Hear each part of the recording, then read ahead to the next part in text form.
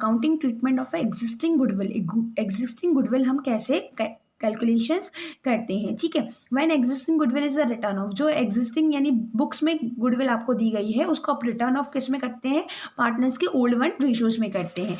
और उसके बाद अगर when existing goodwill is carried in the books of a account, जो आपकी ऑलरेडी बुक्स में दी गई है और आपको उसको क्या करना है, आपके खुद ही बुक्स में मेंटेन करके रखना है, यानी जो नेक्स्ट बैलेंस शीट बनेगी उसमें आपको कैरिड करके रखना है, ठीक है। तो आप उसमें कैसे कैलकुलेशंस करते हैं आपको देखना है। इसको क्वेश्चन हम देखते हैं। क्वेश्चन 8 नंबर क्या दिया गया, XYZ are the partners profits losses in the ratio 5:3:2 1 में दिया है और अब वो इक्वली कर रहे हैं। और उसके बाद appear in the goodwill books of 12,000, but revalued, जब हमने रीवैल्यूड करी तो वो 30,000 हो रहा है। Pass the journal entries assuming goodwill will not appear in the books account, आपको बुक्स अकाउंट में अपीयर नहीं करना है। तो आपको क्या करना है, सबसे पहले गुडविल को मुझे क्या करना है, रिटर्न ऑफ करना है, क्योंकि मुझे नेक्स्ट जो बैलेंस शीट बनेगी उसमें मुझे उसको कैरी फॉरवर्ड करना ही नहीं है, ठीक है। तो इसमें क्या आ जाएगा, DR CR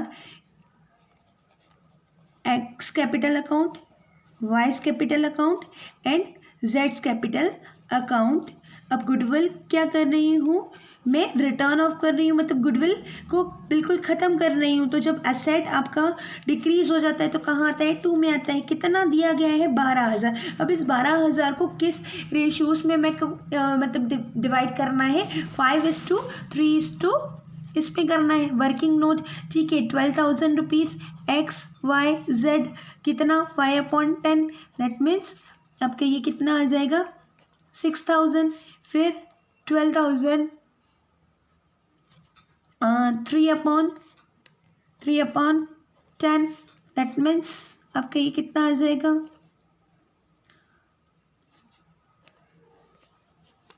आपका ये आ जाएगा 3,600, ठीक है। फिर 12,000 इंटू 2 10, दैट मीन्स 2,400।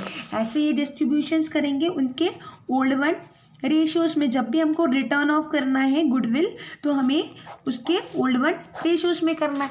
बट आपको इसमें क्या बोला गया है, जब हमने रीवैल्यूड करा है तो वो 30,000 है, ठीक है। अब इस 30,000 को भी मुझे गुडविल को अपेयर नहीं करना है, नेक्स्ट जो आएगा उसमें मुझे ये अपेयर नहीं करना है। ये 30,000 12,000 के अंदर इंक्लूडेड है, बट हमको रखना ही नहीं है इसको बुक्स में। तो जब भी ऐसा है तो इसको हमको क्या करना पड़ेगा, इन 30,000 को इनकी सेक्रीफाइसिंग एंड गेनिंग रेशियोज के अकॉर्डिंग हमको करना होता है। अगर आपको ये बोला जाए कि ये जो 30,000 है आपको बुक्स में अपीयर करना है, मतलब जो न्यू बैलेंस शीट बनेगी उसमें 30,000 रखेंगे, तो उस टाइमिंग में हमको क्या करना पड़ेगा, 12,000 और 30,000 में जो डिफ्रेंशिएट अमाउंट है उसके ऊपर हमको अमाउंट मतलब जैसे 18,000, तो उस 18,000 का हम की एंट्री हम क्या करते हैं, सेक्रीफाइसिंग और गेनिंग रेशियो में हम डिफ्रेंशिएट करते हैं। तो आइए देखते हैं। बट इसमें मुझे क्या बोला गया कि बुक्स में मुझे वो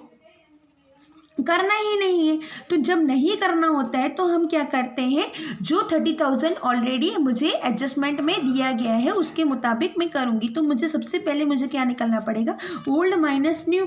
अब ओल्ड माइनस न्यू करूँगी तो मुझे पता पड़ेगा कि कितना मेरा आया है, 5/10, 3/10 एंड 2/10, देन माइनस 1/3, क्योंकि वो इक्वली शेयर कर रहे हैं ना, न्यू उनका क्या है इक्वली। यहाँ पे 30 रखा, दैट मीन्स 15 माइनस 10 30।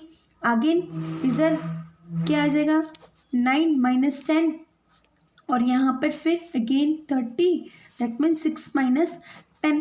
ओके, ये आ गया। तो यहाँ पर 5/30, 1 माइनस 30, 4 माइनस 30। ओके, ये इसका फॉर्मूला है। दैट मीन्स अब मुझे क्या करना पड़ेगा, इस 30,000 को इसमें डिस्ट्रीब्यूट करना है। कितना आ जाएगा मेरा ये 5,000, ठीक है। अब इस 5,000 को 1,000 और 4,000 में डिस्ट्रीब्यूट हो गया। कैसे हुआ ये देखिए, 4/30, यहाँ पे 1000 आ गया, 10 30,000 को 1/30। अब ये इनने क्या किया है, गेन किया है। किसने गेन किया है, वाई ने।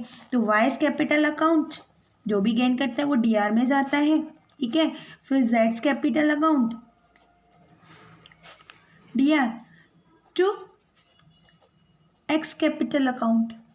ओके, अब इस पे कितना आ जाएगा मेरा, यहाँ पर आप अमाउंट लिखेंगे तो यहाँ पर अमाउंट लिखेंगे 1000, 4000 और यहाँ पर 5000। अब इसमें क्या लिखेंगे, being account goodwill to be adjusted meant by the changing of goodwill, goodwill में चेंज आने के कारण। नेक्स्ट, अब इसमें आप देखिए जो मैंने आपको दूसरा बोला था, Jay and Raj partners account will be its 3:2 with the effect of 1 April they decided the to equally वो करेंगे, है ना।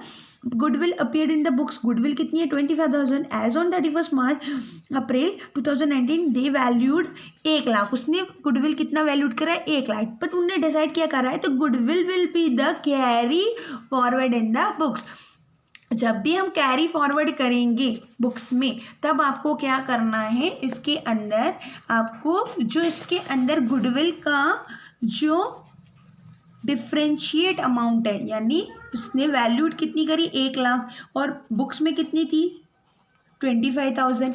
अब इसका डिफ्रेंशिएट अमाउंट कितना है आपका 75,000। तो इस 75,000 के ऊपर ही हम क्या करेंगे, उनके गेनिंग एंड सेक्रीफाइसिंग रेशियो में हम कैलकुलेशंस करेंगे, ठीक है ना। कैसे कैलकुलेशंस होगा आपको ये देखिए। अब इसमें गेनिंग एंड इसमें करना है तो मुझे सबसे पहले वर्किंग नोट बनाना पड़ेगा। वर्किंग नोट में क्या आ जाएगा, जय एंड राज, ठीक है। सेक्रीफाइसिंग रेशियो इक्वल्स टू क्या आ जाएगा आपका ओल्ड माइनस न्यू। अब ओल्ड कितना है 3/5, 2/5, न्यू कितना दिया है 1/2 एंड 1/2। नाउ दैट 10 इधर 10 रखा मतलब 6, इधर 10 रखा दैट मीन्स 5, ओके। इधर 10 रखा दैट मीन्स 4, ओके। और इधर 10 अगर मैं रख रही हूँ तो इधर कितना आ जाएगा 5 -5, ओके। That means 1/10 minus 1/10। तो गेन कौन कर रहा है, ये कर रहा है।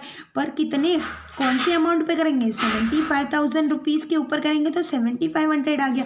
अब गेन कौन कर रहा है, राज। तो राज कैपिटल अकाउंट